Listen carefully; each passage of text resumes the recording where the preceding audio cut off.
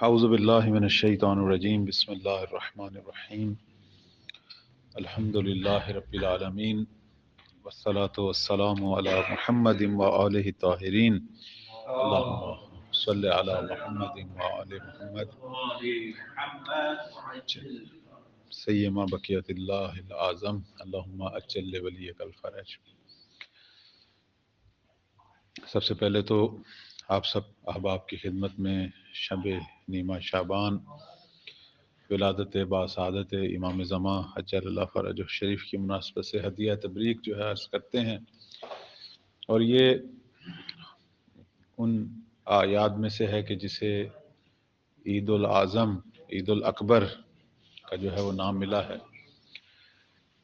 تو ہماری عیدی جو ہے وہ یہ ہے کہ پروردگار ہمیں اسی طرح مولا سے محبت اور قربت اور وابستگی جو عطا کی ہے، اسے مرتے دم تک اس وابستگی کو اسی طرح پروردگار بیشتر کرے، اس کو تکامل اور کمال کے درجے تک پہنچائے، اور امام کی نگاہوں میں رہیں، ان کی دعاؤں میں رہیں۔ چند دن پہلے سوشل میڈیا پہ ایک بزرگوار کا خواب نقل ہوا۔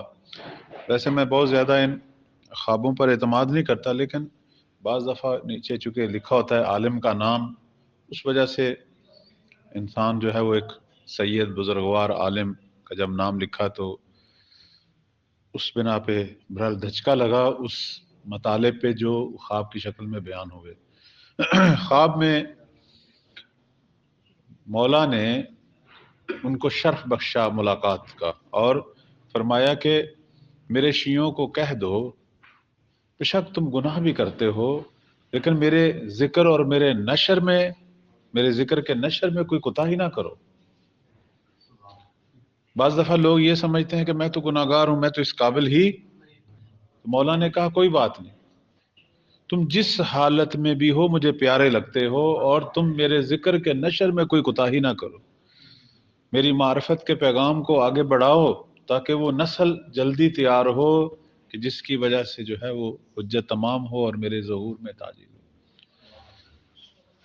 تو عرض خدمت یہ ہے کہ اس وقت سب سے بڑی ضرورت جو ہے وہ یہی ہے کہ امام کی طرف اذہان، لوگوں کے قلوب، ان کی توجہ جو ہے وہ بڑھائی جائے۔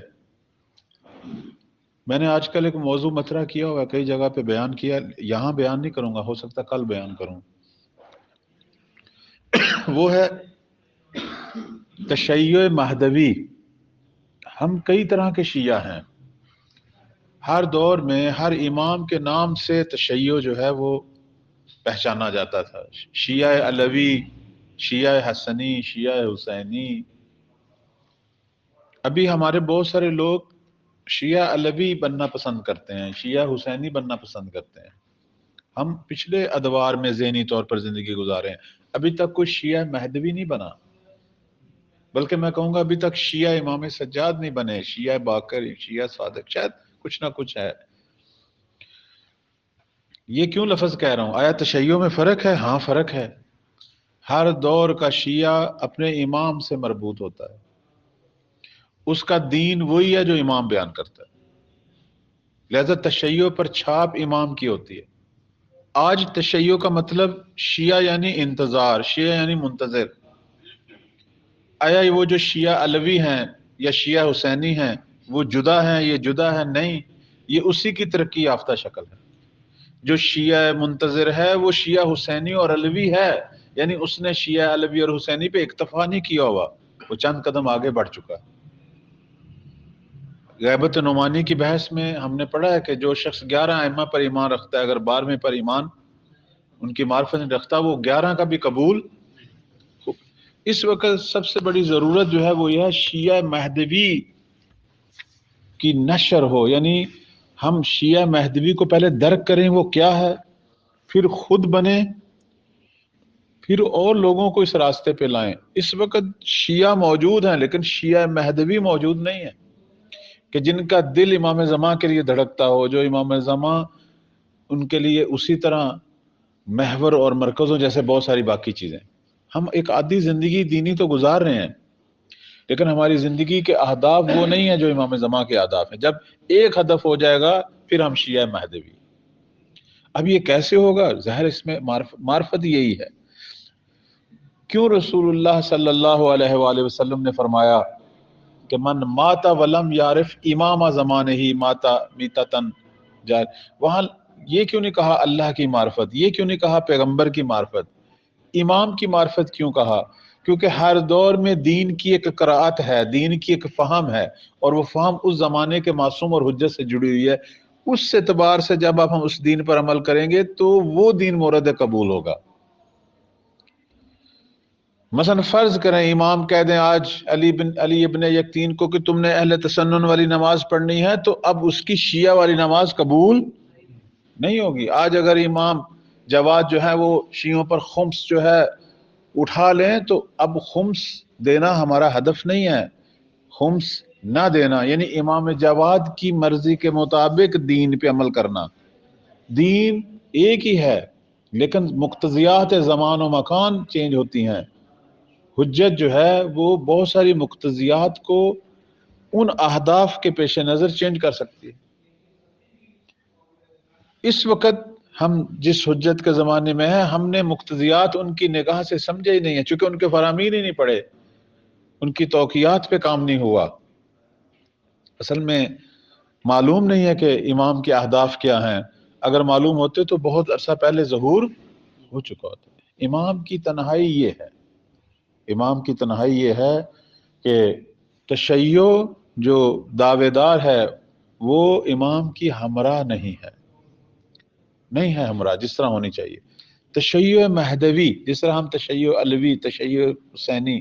اب آپ مجھے خود بتائیے احباب کہ ہم لوگ اگرچہ چیزوں کے استفادے کے اعتبار سے تو اس دنیا میں ہیں، 2023 میں ہم گزار رہے ہیں، لیکن فکری طور پر ہمارا تشیع کون سا ہے؟ وہ وہی ہے جو مولا علی اور امام حسین تک ختم ہو جاتا ہے. وہ ہونا چاہیے، یہ نہیں میں کہتا کہ وہ نہیں ہونا چاہیے، وہ لیکن اس سے آگے بڑھنا چاہیے تھا، یعنی اس کے ساتھ مزید قدم بھی اٹھانے چاہیے تھے، اس پہ اکتفا نہیں ہونا چاہیے تھا. ایک تشیع تھا جو امیر المومنین کے زمانے کی حد تک مفید تھا، لیکن وہ امام حسن مجتبیٰ کے زمانے میں مزید ایک قدم آگے بڑھنا تھا. بعد والے زمانوں میں مزید قدم بڑھنا تھا، لیکن ہم وہیں رکے ہوئے ہیں. پورا سال کوشش کرتے ہیں اور ایک سٹی تک جاتے ہیں اور پھر دوبارہ شروع ہو جاتے ہیں. وہی ہیں، یعنی ہم اسی دائرے کے اندر ہیں، اس دائرے سے نہیں نکل رہے.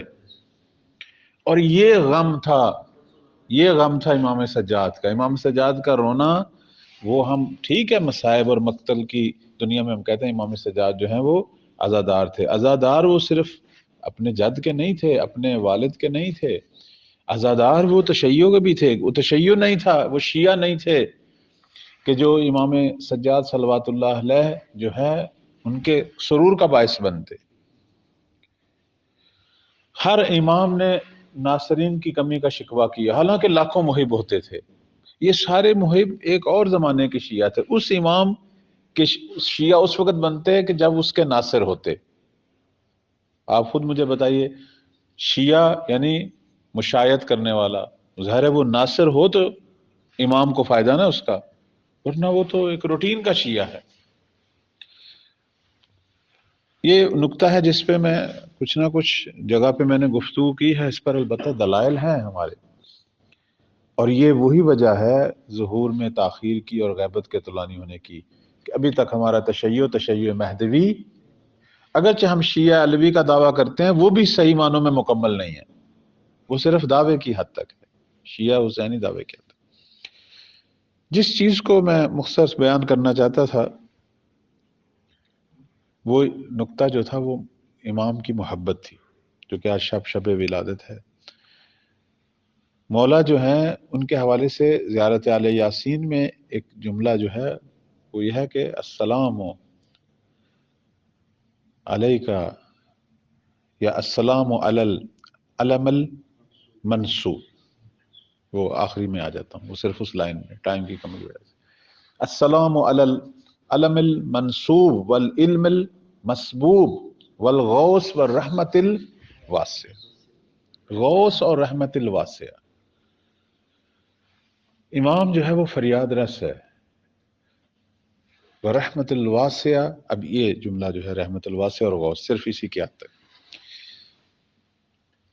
میں آپ سب عزیزوں کی خدمت میں یہ عرض کرنا چاہتا ہوں کہ ہم آیا امام کی محبت جو اپنی امت سے ہے اس کو درک کر سکتے ہیں وہ کتنی ہے؟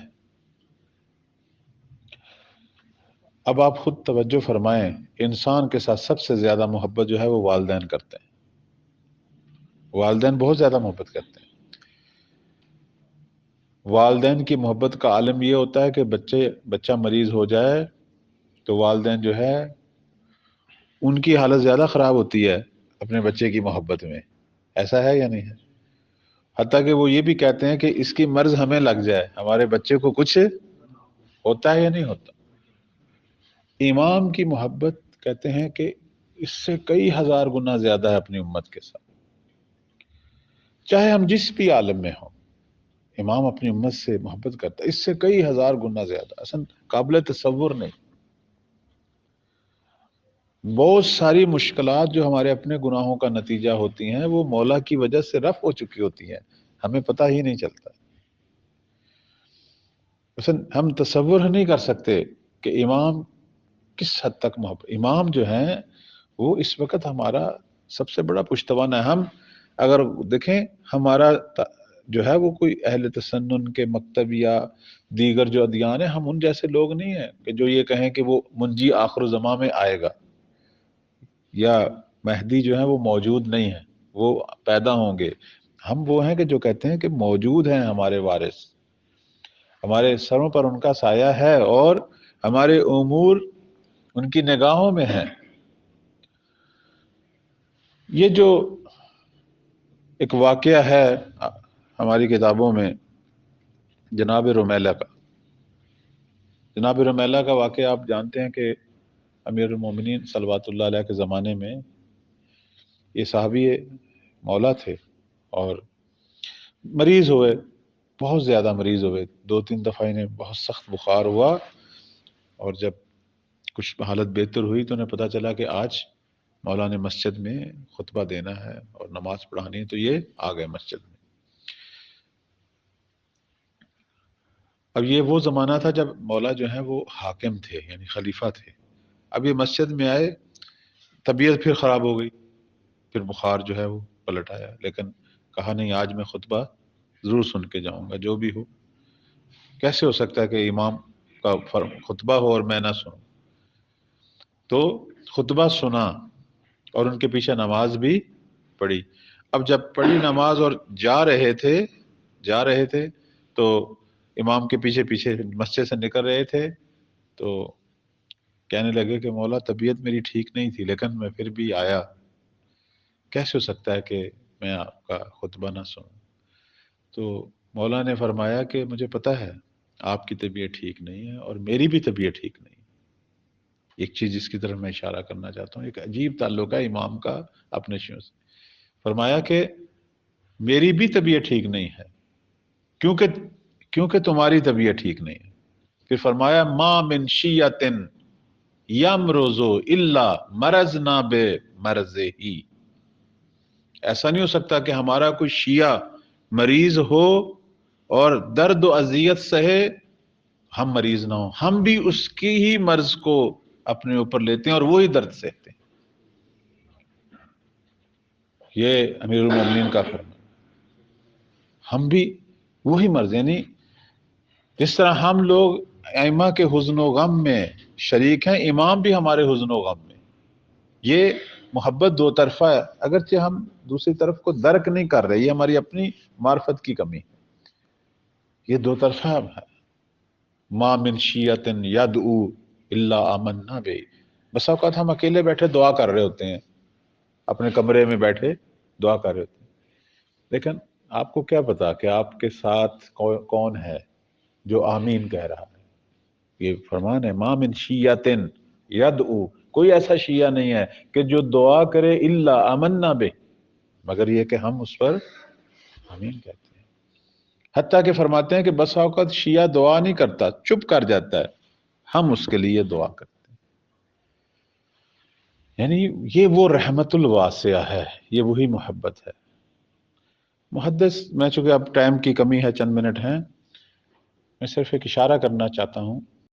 صاحب مفاتی جو ہیں، ان کے استاد محدث نوری، جنہوں نے کتاب النجم الثاقب لکھی ہے، بہت بہت بلند پایا شخصیت تھے۔ خود صاحب مفاتی بہت مقدس تھے، اب ان کے استاد جو ہیں محدث نوری، وہ تو بہت ہی مقدس شخصیت۔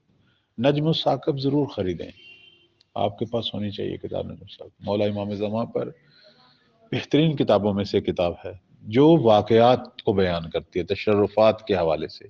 محدث نوری بہت دقیق تھے، انہوں نے جو واقعات لکھے ہیں بہار سے اخذ کر کے، وہ ہر واقعہ نہیں لکھا جس پہ خود اطمینان تھا کہ یہ درست ہے، صحیح ہے۔ محدث نوری کی تشخیص سخت ہے، اور بہت مقدس تھے محدث نوری، بہت مقام ہے محدث نوری کا۔ انہوں نے نجم الثاقب میں ایک چھوٹا سا واقعہ لکھا تھا، میں چاہتا تھا آج اصل میں وہی واقعہ سنانا تھا، یہ ساری اس کی تمہید تھی۔ صرف یہ اس چیز کی طرف اشارہ تھا کہ امام ہمارے امور کی طرف توجہ ہے، اور ہم سے محبت بھی کرتے ہیں، ہماری بہت ساری مشکلات ان کی وجہ سے رفع ہوتی ہیں، لیکن ہم اس کو درک نہیں کر پاتے۔ جیسے ابھی آپ لوگ یہاں بیٹھے ہیں، جن کے والدین زندہ ہیں، انہیں پتہ ہے کہ دعائیں ہمیشہ والدین کی شامل حال ہیں یا نہیں ہیں۔ تو یہ والدین کے حوالے سے تو ہمارا درک ہے، لیکن یوسف زارا کے حوالے سے یہ درک نہیں ہے، حالانکہ ان سے بڑھ کر، حتیٰ کہ جن کے والدین زندہ نہیں ہیں، ان کا ماں اور باپ امام مہدی ہیں، بلکہ کئی گنا زیادہ محبت ہے، چونکہ وہ محبت ہوتی ہے جسمانی تقاضوں کی حد تک، یہ محبت صرف جسم کی پرورش کی حد تک نہیں ہے، یہ روح کی پرورش کی، اور صرف دنیا کی حد تک نہیں ہے، آخرت کی تمام منازل کی حد تک۔ ایک واقعہ محدث نوری نے بڑا خوبصورت سا لکھا ہے نجم الثاقب میں۔ وہ ایک شیخ محمد حسین نامی ایک نجف کے، ایک شاید آپ لوگوں نے دیکھا ہو، جن کو آل رحیمی کہا جاتا تھا، چونکہ آل رحیم ایک قبیلہ سے ان کا تعلق تھا، تو آل رحیمی کہلاتے تھے، حسین آل رحیمی۔ سنا ہے آپ لوگوں نے یہ واقعہ، آل رحیمی؟ ان کا ایک چھوٹا سا واقعہ۔ اب یہ جو آل رحیمی تھے، جناب حسین آل رحیمی، ان کی 3 مشکلیں تھیں، جوان تھے، آپ جیسے جوانوں۔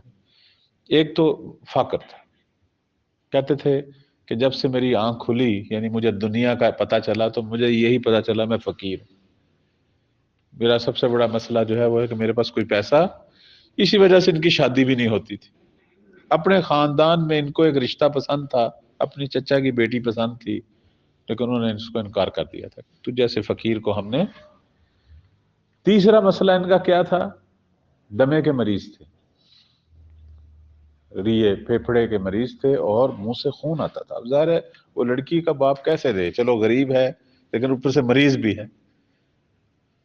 اب یہ جو ہیں ان مراحل سے گزر رہے تھے، تو ایک دن کہیں پڑا کہ مسجد سہلہ جو ہے وہ 40 ہفتے جاؤں، 40 دن کی بات نہیں کر رہا، 40 ہفتے کسی بزرگ نے ان کو بتا دیا۔ اب یہ مسجد سہلہ کے پاس آ کے انہوں نے اپنا ایک چھوٹا سا وہ خیمہ ٹائپ ایک چیز لے لی، چونکہ یہ اندر نہیں گئے، مسلسل تو خون آتا تھا، جب بھی کھانسی آتی تھی تو خون آ کہتے پھر مسجد نجس ہوگی، تو مسجد کی دیوار کے باہر اپنا خیمہ لگا کے بیٹھ گئے، اور ایک برتن تھا، کتلی تھی، جس میں وہ کبھی کبھی اپنے لیے کوئی قہوہ بناتے تھے اور کوئی کھانا وغیرہ، وہیں انہوں نے اپنا جو ہے وہ ڈیرا ڈال، اور وہیں عبادت، اور وہیں جو بھی ہے مسجد کے باہر، اندر جاتے تھے وضو کر کے آ جاتے تھے۔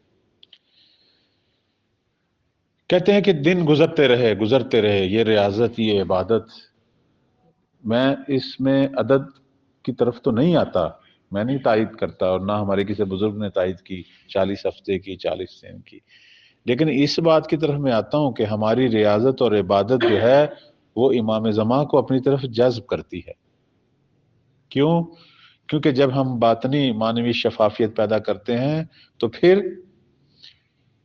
ان کی نگاہوں میں آ جاتے ہیں، پھر ان کا ہم سے انس بڑھ جاتا ہے، کیونکہ ان کے مزاج اور طبیعت کے مطابق ہوتے ہیں۔ پہلے ایک محبت ان کی بے عنوان شیعہ ہوتی ہے، اب ایک محبت جو ہے وہ بینوں انیس ہوتی ہے، اب وہ مانوس ہو چکے ہوتے ہیں، اب بات جو ہے وہ دوستی کی طرف آ رہی ہوتی ہے، اب بات ہمراز ہونے کی آ رہی ہوتی ہے، اب درد دل دو طرفہ پہلے آپ بیان کرتے تھے، اب ہو سکتا ہے امام بھی آ کے درد دل کرے، جیسے امیر المومنین صلوات اللہ کے بارے میں ہے کہ کمیل کے ساتھ جب تک روز درد دل نہیں کر لیتے تھے رات کو اپنے بستر پہ نہیں سو سکتے تھے۔ امام کو بھی ضرورت ہے ایسے لوگوں کی کہ جو انیس ہوں، جو دوست ہوں۔ اب اس شخص کی یہ جو 40 ہفتے کی ریاضت بہت بڑی ریاضت ہے، ہم سے تو ہم بعض کا کچھ مستحبات کی بات کرتے ہیں تو وہ 1-2 دن بھی نہیں ہوتے، 1-2 شب بھی نہیں ہوتے، کجا 40 شب، 40 ہفتے، معذرت چاہتا ہوں، آخری شب تھی۔ اب جناب حسین آل رحیمی کہتے ہیں آخری شب تھی، تو میں سوچ رہا تھا کہ زیارت تو ہوئی نہیں میری، مایوس ہو رہا تھا۔ پھر میں نے کیا کیا کہ اپنی وہ کیتلی اٹھائی، اس میں پانی لیا، میں نے کہا چلو اب ساری تسبیحیں کر لی ہیں، نوافل پڑھ لیں، نماز شب بھی پڑھ لی ہے، تو اب میرا دل کرتا تھا جاؤں مسلم بن عقیل کی زیارت گاہ پہ، وہاں جا کے زیارت پڑھوں اور پھر گھر چلا جاؤں۔ آج آخری شب تھی، جس کی خاطر یہ چلا کاٹا تھا وہ تو آئے نہیں، تو چلا اب قہوہ بنا کے پی لیتا ہوں۔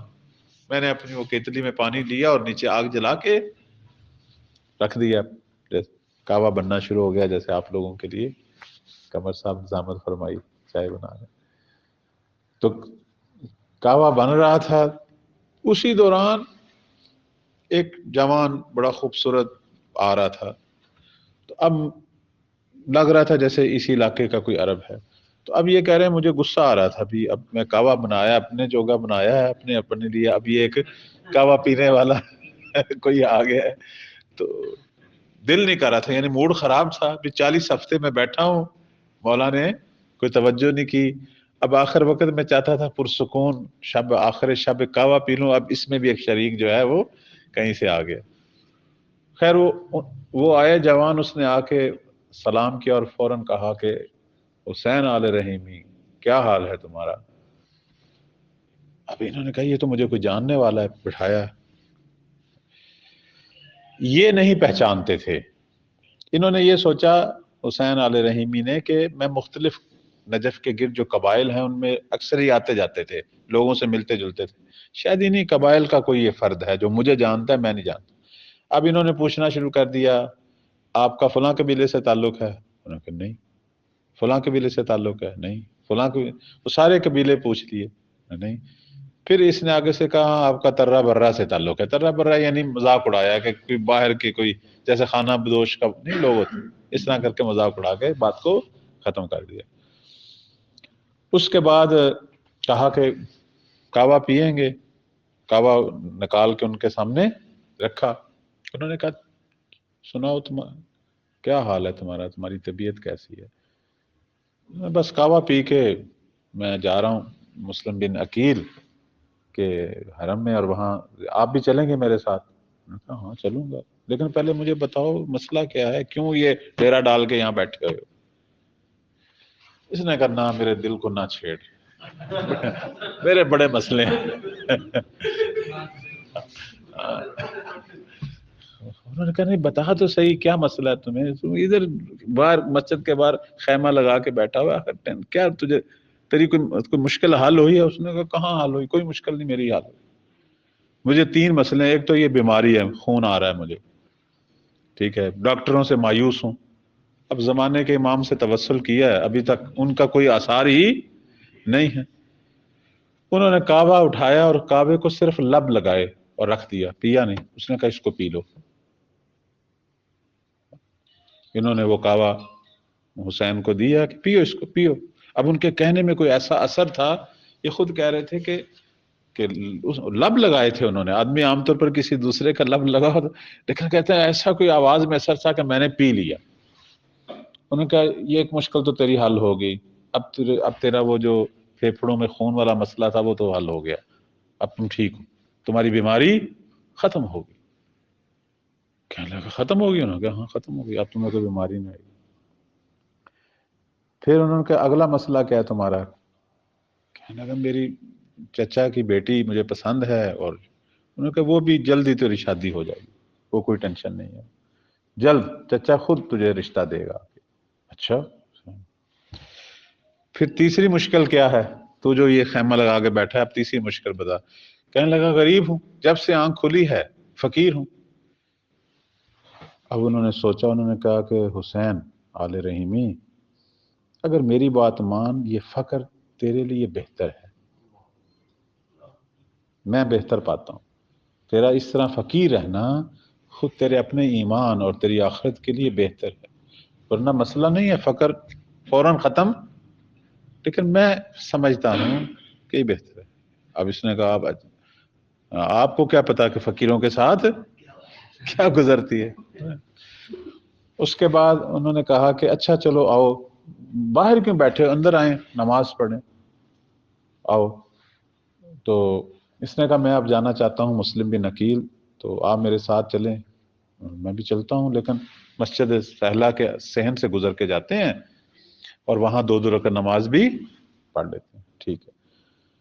اب جناب حسین آل رحیمی کہتے ہیں کہ وہ آگے کھڑے ہو گئے، میں ان کے پیچھے نماز جب شروع کی، اور جب انہوں نے قرات شروع کی، اتنی پر اثر اور حزین آواز تھی، مجھے لگ رہا تھا جیسے پورا ماحول چینج ہو گیا، اور پورا ماحول در و دیوار جو ہے مسجد کی وہ قرآن پڑھ گئی۔ اب مجھ پر بڑا عجیب اثر پیدا ہوا، فوراً میرے ذہن میں خیال آیا کہ کہیں امام زمان یہی تو نہیں ہے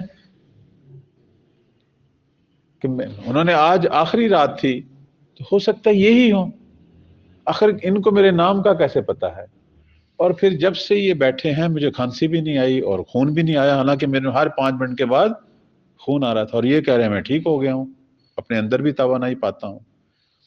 باقی یہ کہہ رہے ہیں کہ میں سمجھتا ہوں تیرے لیے فقر اور غربت بہتر ہے، اور شادی بھی تیری ہو جائے گی جلدی، یہ پشین گوئیاں بھی ہو رہی ہیں، کہیں امام زمان تو نہیں۔ بھائی یہ سوچا تو اسی وقت کہنے لگا میرے سامنے جو ہے نور کا ایک حالہ قائم ہو گیا، یعنی وہ شخصیت اس نور کے حالے میں غائب ہوگی، اور نور کے حالے میں تھی لیکن اب میں نہیں دیکھ پا رہا، یعنی جیسے ایک فاصلہ اور حجاب قائم ہو جاتا ہے، وہ حجاب قائم ہو گیا۔ اور اس کے بعد کہتے میں بڑا اللہ کا شکر ادا کیا اور بڑا گریہ کیا کہ مولا آپ میرے پاس اتنی دیر سے بیٹھے تھے، اب میں ان کی آواز سن رہا تھا لیکن ان کو دیکھ نہیں رہا تھا۔ کہہ رہے ہیں پھر انہوں نے 2 رکعت نماز پڑھنے کے بعد کہا آؤ چلیں مسلم بن عقیل کے حرم پہ، اور وہ آگے اور میں ان کے پیچھے، حالہ نور کا قائم رہا، اور جب حرم میں گئے تو وہ دائیں سائڈ کی طرف ہو گئے اور میں بائیں سائڈ پہ کھڑا ہو گیا۔ میں ان کو دیکھ نہیں رہا تھا، آواز سن رہا تھا، زیارت پڑھ رہے تھے، میں سن رہا تھا، میں بھی ساتھ ساتھ پڑھ رہا تھا۔ پھر مجھ پر حالت غشی طاری ہوئی اور میں ان کو پھر دوبارہ میں نے نہیں دیکھا۔ اور پھر وہ آگے لکھتے ہیں کہ میری بیماری بھی بالکل ختم ہوگی بدن سے، اور 1 ہفتے کے بعد چچا نے آ کے اپنی بیٹی کا رشتہ بھی دے دیا۔ ہاں غربت رہی ہے، غربت سے میں لڑتا رہا ہوں، اور بعد میں سمجھ گیا کہ میرے مولا نے مجھے کیوں کہا تھا تمہارے لیے بہتر ہے، اور یہ ان کی بے پناہ محبت تھی مجھ سے۔ عزیزان یہ واقعہ سنانے کا مقصد یہ ہے، امام ہمارے درمیان موجود ہیں، ہمارے حالات سے آگاہ ہیں، ہم کچھ بھی نہ بولیں، کچھ بھی نہ کہیں، چاہے کوئی عریضہ بھی نہ لکھیں۔ عریضہ ہم لکھتے ہیں اپنی تسکین کے لیے، ورنہ جس ہستی کی ہم امت ہیں اسے عریضے کی ضرورت نہیں ہے۔ لیکن میں منع نہیں کرتا، لکھیں، زیادہ لکھیں، ہر روز لکھیں، بلکہ بولیں، ہر روز اپنے امام سے گفتگو کریں، درد دل کریں، آخر امام ہے، وہ مسیحا ہے، حتیٰ وہ ہم ان سے وہ بھی گفتگو کر سکتے ہیں جو اپنے کسی عزیز رشتہ دار سے بھی نہیں کر سکتے، اور وہ ویسے بھی ہمارے تمام امور پر ان کی توجہ ہے مولا کی، اور بسا اوقات وہ جو چیز بہتر سمجھتے ہیں ہمارے لیے ویسے ہی ہو رہی ہوتی ہے، اور درمیان میں اگر ہم کبھی ناخوشگوار حالات کا سامنا کرتے ہیں تو وہ ایک تنبیہیں ہوتی ہیں، شاید وہ بھی ہماری آخرت کو بچانے کی کوشش ہوتی ہے۔ امام تمام امور صرف اپنے آپ کو ان کے سپرد کریں۔ صبح اٹھ کر جب آپ بیعت کرتے ہیں تو عربی میں اگر نہیں بھی کر سکتے اردو میں کہہ دیا کرو کہ مولا میں آپ کی بیعت کرتا ہوں، میں اپنے آپ کو آپ کے سپرد کرتا ہوں، اور کوشش کروں گا پورا دن جو ہے وہ آپ کی اطاعت میں، آپ کی غلامی میں گزاروں گا، لیکن اگر کوئی کوتاہی ہو تو مجھے معاف کیجیے گا، مجھے چھوڑیے گا نہیں، ہاں ایک لہجہ بھی۔ بس ٹائم چونکہ کافی آپ لوگوں کا لے لیا، سب نے جانا ہے مسجد کی طرف بھی۔ پروردگار کی بارگاہ میں دعا ہے، خدایا جس طرح مولا کے دل میں ہماری محبت ہے، ہمارے دلوں میں بھی ویسی اپنے امام کی محبت پیدا فرما، ہمارے دلوں میں بھی اپنے امام کی توجہ اور معرفت فرما۔ پروردگارہ بامعرفت شیعہ بننے کی توفیق عطا فرما۔ خدایا ہمارے دلوں کو کھول، یہ حجاب ختم ہو، پروردگارہ امام سے مانوس، امام سے عشق پیدا ہونے کی توفیق فرما۔ پروردگارہ ہمیں خدمت گزار ناصر بننے کی توفیق عطا فرما۔ شب عید ہے، خدایا یا تو ہماری زندگی میں اس ظہور مولا میں تعجیل فرما، اگر ہماری زندگی میں نہیں ہوتا تو ہمیں ان سے ملحق فرما، مرنے کے بعد بھی مولا سے ملحق فرما، ہمیں ان کی رکاب میں دشمنان دین سے جنگ کرنے کی یہ نصرت کا شرف ہمیں عطا فرما۔ پروردگارہ زندہ ہوں یا مریں مولا کے ناصرین میں سے معشور۔ اللہم تقبل منا انک انت السمیع العلیم برحمتک یا ارحم الراحمین۔ اس پروگرام کی قبولیت کے لیے اور جو عزیزوں نے زحمتیں کی، ان سب کی توفیقات میں اضافہ کے لیے، اور سب کے پروردگار مرحومین کے بلندی درجات کے لیے اور مولا کا سچا معنوں میں خادم بننے کے لیے پروردگار اس سب کو قبول فرمائے۔ اور اس دعا کی قبولیت کے لیے 3 دفعہ صلوات پڑھیں۔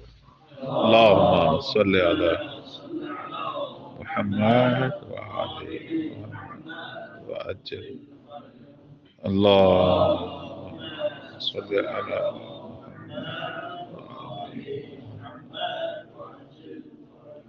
اللہم صلی علی